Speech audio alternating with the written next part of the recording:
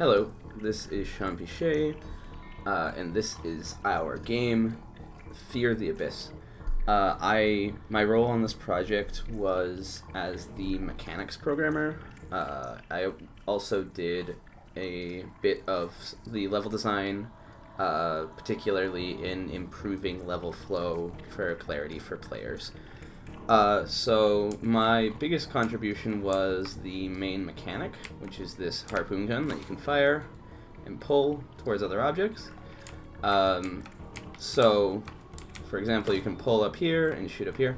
I also added a little grapple jump, so if you hit the side of an object and there's nothing above you, the player will gain an upwards boost to be able to get on top of a platform easier. That was implemented because of a lot of player feedback. It was very difficult beforehand to get on top of these platforms with diagonal jump or diagonal pulls, as you had to get the timing pretty perfect and like get above it instead of the side, which was very challenging.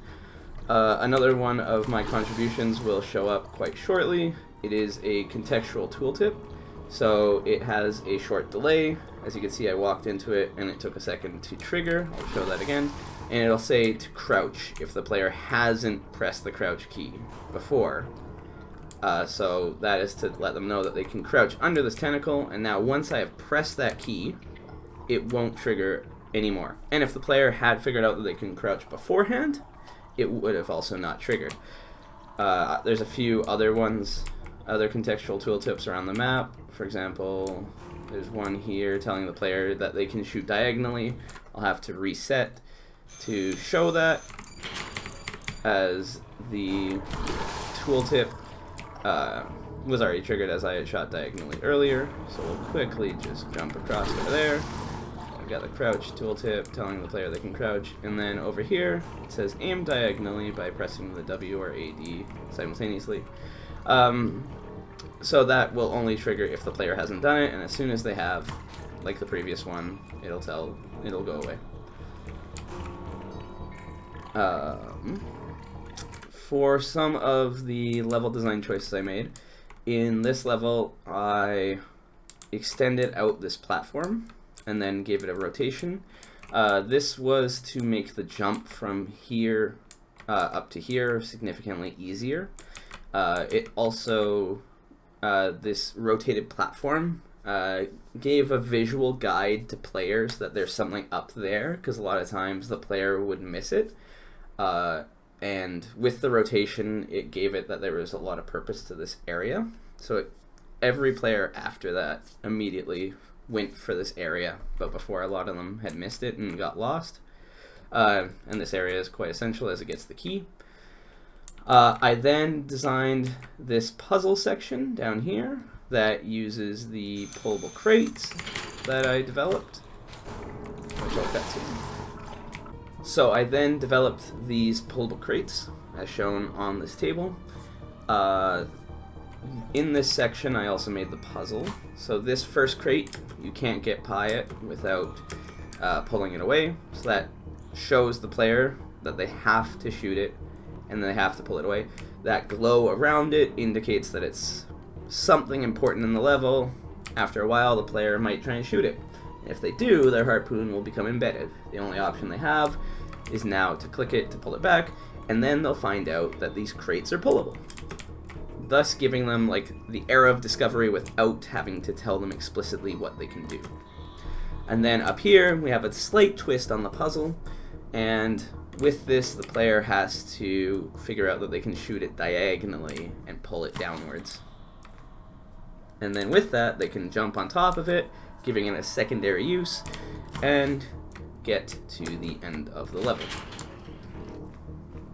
Some of the other minor level design tweaks that I made were on the second level. This was simply to, again, doing these rotated platforms, which I found was quite effective in guiding the player's direction of movement. It also made the grapple from the bottom to the top a lot easier. And then the last bit of level design I did was on level 4, where I noticed that it was quite challenging with the original spacing of these cargo containers to get across to the end. So I tweaked the height and placements of them to make it so that the player could easily jump across and get to the end. It was already, I figured since this was the end of the game, we didn't want to make it too challenging. It is, I would say, the most challenging technically level in the game, but I didn't want to make it overwhelmingly challenging so that the player would not be able to see the amazing cutscene that plays at the end of this game. Over here, you can hear the phone ringing, and I added in an attenuation to this phone so that the closer you are, the louder it gets. This is to guide the player towards it, especially if they miss the dialogue at the beginning of the level, telling them to go straight ahead. And this just gives a nice guide to the player's ear, especially if they're wearing headphones, that the audio is in this direction, which I found was a really nice effect. Another one of my big contributions was the swingable crates. So the player can step on either side of them, and it will cause the crate to swing in the direction of their weight. I'll show afterwards how this was implemented, but the big thing about these crates is that they are procedural, so you can edit them quite easily on the fly by grabbing the static mesh, and all you have to do to edit how far they'll swing based on the anchor point is just the height of the container. So if it's up here, it'll just rotate just a little bit as it has a limited rotational range. But if it's over here, that rotational range gets extended and the player can rotate much farther. This allowed for a lot of versatile level design and just made it really easy to work with these. Like, you can just drag and drop them into the scene and just tweak them as much as you want until you have a really fun and easy flowing stage. So now on to the implementation of my contributions. So my biggest part of work mentioned earlier was the harpoon shooting and grapple mechanic. So on the player, this area handles the shoot event. So we check if the player can fire, and then we check if the gun is against a wall. If it is, we don't let the player shoot because we don't want them to shoot through a wall, especially if it is a very thin wall. This is evident on our third level, which has very thin vents that if the player would walk right against them, the harpoon gun could occasionally fire through it and into the void, which was not what we wanted. So this is just a quick node that just checks if anything is in front of it. If there is something in front of it and it's a static mesh, it prevents the player from firing. It's very simple but very useful. If nothing is there, then we set that the player has shot, and we shoot the harpoon. So a harpoon will be spawned, and then an impulse will be applied in the direction that the player is aiming. And then, if the player has already shot, which we keep track of with this can fire stage, because the harpoon is already out, we check if the harpoon is valid to prevent doing all this functionality when there's no harpoon. And then we check if they can pull back. If they can, we go through and pull towards the harpoon.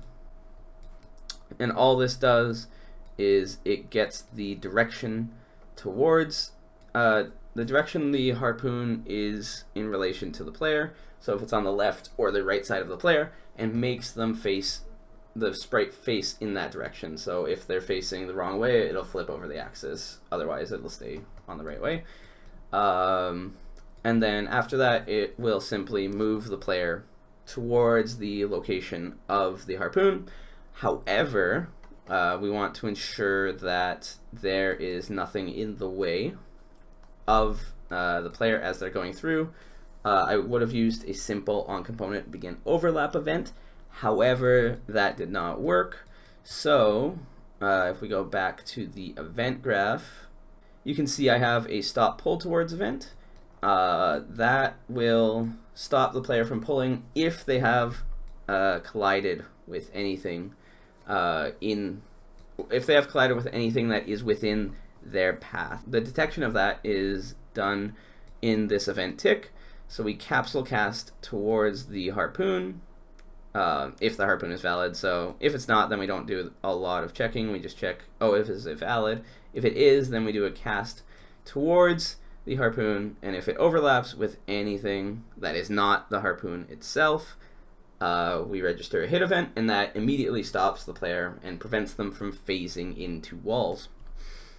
Figuring this system out took a long time. I did find out that this kind of collision detection with the preemptive detections worked a lot better than trying to use the event overlaps, as I found, at least it feels like they are on different tick rates, and the overlap would be too slow and allow the player, or even the hit would be too slow and allow the player to phase into the object, and if they're going fast enough, then they'll actually go all the way through the object and end up on the other side, and then they'll stop, which is not the behavior that we were looking for. Over here, the lock rotation just was not working for keeping the player on the plane, so I just had to simply lock the y-axis so that the player would not be shifted, especially if they collided with a physics object and interacted with them in that way.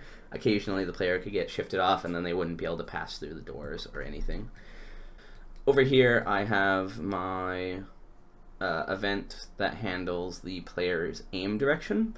So we decided to go for a classic Metroid style of aiming, where the player could aim horizontally, diagonally, and vertically.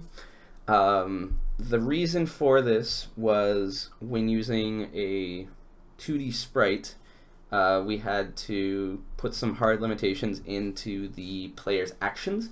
We did consider at one point putting the arms on a hinge so that we would be able to do that dynamic range of movement, but we found that for simplicity's sake, and even for level designing, as we were able to work a lot more with constraints what the player could and could not do, we went with the 3-directional aiming.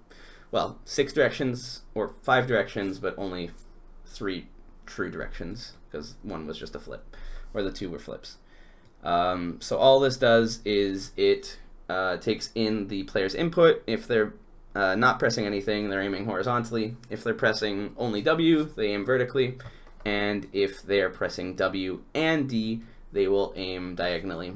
And since, again, the animation limitation, the player is not able to move while aiming vertically or diagonally, but they can move while aiming horizontally, as that is the default state of animation. On to the swinging cargo container. I showed how they could be used earlier, but the only bit of blueprint code here is actually just to play the audio, and it's really simple. It just checks if the player has hit it. If it has, it just plays the rope stretch sound. And I have this do once here with a delay on it, as if the player walked into the side, it would register a ton of hit events and the sound would become overwhelming for the player. Figuring out how to make this mechanic was really interesting. I actually found a tutorial on how to create a swinging lamp that was physics interactable, and I adapted it from there and was able to create a system where the player, just using the built-in physics constraints, where the player can stand on either side, and even depending on their distance from the center point, it'll apply a rotational force, or like a force downwards that causes the cargo container to rotate along the swing, like the rope swing path, like a pendulum, which I was very happy with and thought was really cool. These cables are purely cosmetic, but they are anchored to socket points that I added to the cargo container, and then the endpoint is anchored to to the actual anchor. But yeah, you can just adjust the height of these, and since they're attached to the socket, the rope will stay, and the actual physics constraint is just based on the distance. So everything is fully procedural, and they are usable however you want to as a player, or as a designer, which I'm very happy with how these turned out. So, moving on to the harpoon, which I would say is the second most complex part of the game besides the player. So starting off with the event tick, we set the rope's attach point, the end... So, moving on to the harpoon, which I would say is the second most complex part of the game besides the player. So starting off, we set the end point of the rope to the projectile spawn point, which seems quite simple, and it is on this end. But if we look into the player, we actually have to set this projectile spawn point to the socket location of a socket named rope. And the process involved in getting this seemingly simple functionality to work was going into every individual player sprite. So we go here and we check this one, and adding a rope socket positioned exactly at the exact same location relative to the harpoon gun barrel to present a smooth effect, allowing the rope to be anchored consistently. And then after that, we check if the player, or if the harpoon should move to the player. This simply is a check if the harpoon is too far away from the player and is not embedded in anything. This was mostly to prevent the player from shooting the harpoon far off screen, far into the air to skip parts of the level, as well as in the event, this was earlier on, but in the event that the harpoon clipped out of the world and started falling into infinity, it would prevent a soft lock, and the harpoon would automatically return to the player if it moved with outside of a radius of 1,100 units.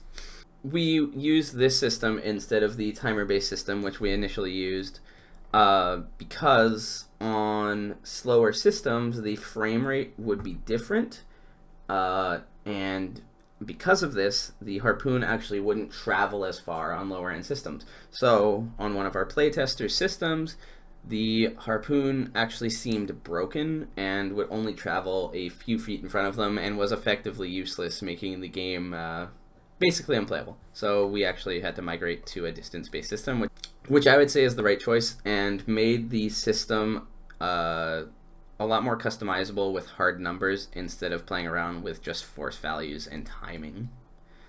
And then on to the component hit. So this is to set the state of the harpoon when it hits something. We check if it's hit a pullable or if it's hit anything other than a pullable. So if it's hit a pullable, we set the hit to the hit event in the pullable. So all pullable objects have a BPI pullable interface. So we just trigger that on the object. And then we set in the player state that they can pull the harpoon towards them instead of setting that the player can pull towards the harpoon. If we go back, on a standard hit, what happens is we check if it's an enemy. If it is, it kills that enemy, very shortly embeds within them, and then pulls the harpoon out, playing a rip a sound effect and a amazing blood splatter effect created by one of the artists to create a lot of game juice. And then it just pulls the harpoon back towards the player. If it hasn't hit an enemy, we get the player controller and we just set that the harpoon can be pulled back. If it hasn't hit an enemy, we set the player to be able to grapple towards the harpoon's end position. Moving on to the pullback event. This is called from within the player. And we'll set off the sequence for when a harpoon is pulled back after it has a hit object. And what this does is it calls the pullback on the hit object, and then it moves the harpoon towards the player, and sets both the state of can pull towards and can pull back to false. It turns off the physics on the harpoon, turns off the collision so it doesn't hit anything on the way back, and then it just moves it back to the projectile spawn point of the player. After that is true, we stop the pullback on, or after it has reached this location, we stop the pullback on the pullable object if it's valid, and then we set the player to be able to fire again, and then we destroy the harpoon. And that is all that we have for the harpoon. Moving on to the BP pullable. This is very similar to what I developed back in the previous project, the Minoan Menace.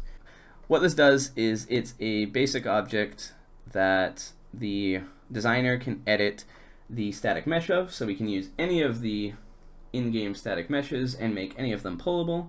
If they are this class, you just put it into the scene and edit the property of the static mesh. We have on an event tick another box trace to player. This functions very similarly to the player's capsule trace, where it checks in the direction of movement. So this checks in the direction towards the player. In the event that they are pulling back, it will export that it has hit something, and in doing so, it will stop the pullback of the pullable object early to prevent it from clipping inside of other static meshes from within the scene.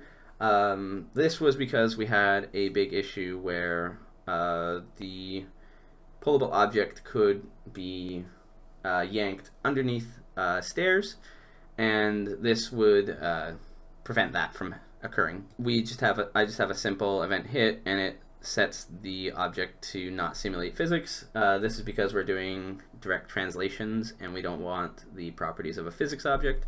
Of course, those physics are turned back on after the movement has been completed, and we put in a small delay and then set the physics velocity to 0.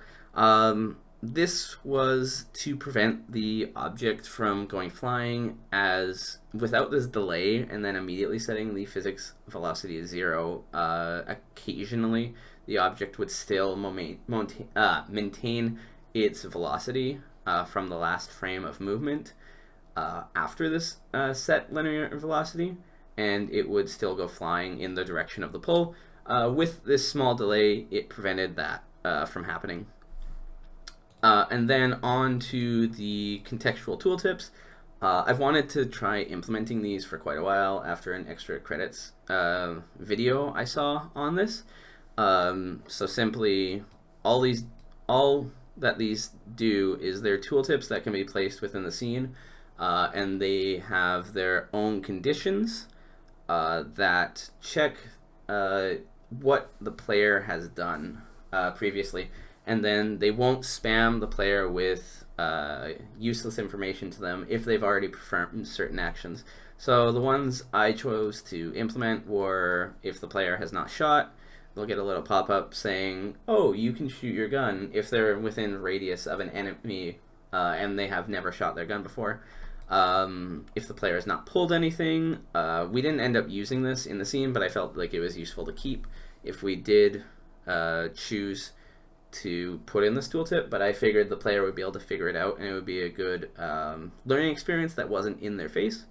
If the player is not shot diagonally, we did notice that some players forgot that they had that ability and only shoot vertically and horizontally, and diagonal shooting is quite important to the design of this game. If the player is not crouched, you could go through the game without crouching, but having this ability could make certain sections of the game easier, and we wanted to make the game a smoother experience for as many people as possible. And because the player was able to grapple around, some players would actually forget that they had the ability to jump, which could make certain sections unnecessarily difficult. It was possible to complete the game without having to jump at all, I believe, but having it simplified the process a lot and removed a lot of frustrations. And then the last one is just checking if they have interacted. We put in the instructions how to interact with objects, open doors, but it's easy to forget instructions. So if after a few seconds the player has not interacted, we just give them a little prompt. Oh, you can press E to interact. And then all this does is it creates a little tooltip widget with the provided tooltip text, which is instance editable, so that you can put the tooltip anywhere in the scene and edit it to whatever you want. And then it just adds it to viewport and deletes it after a few seconds, which I thought they were a really cool feature to have. And then also they have a default state where there's no condition, and then they just act like regular tooltips that we can place anywhere in the scene that always pop up. Overall, this was a really fun project. The mechanic was surprisingly difficult to program with all of the different edge cases and the different collision cases that I encountered on it, but it was a really good exercise in debugging problems and finding out how to fix issues that were not widely documented. Thank you for watching. Goodbye.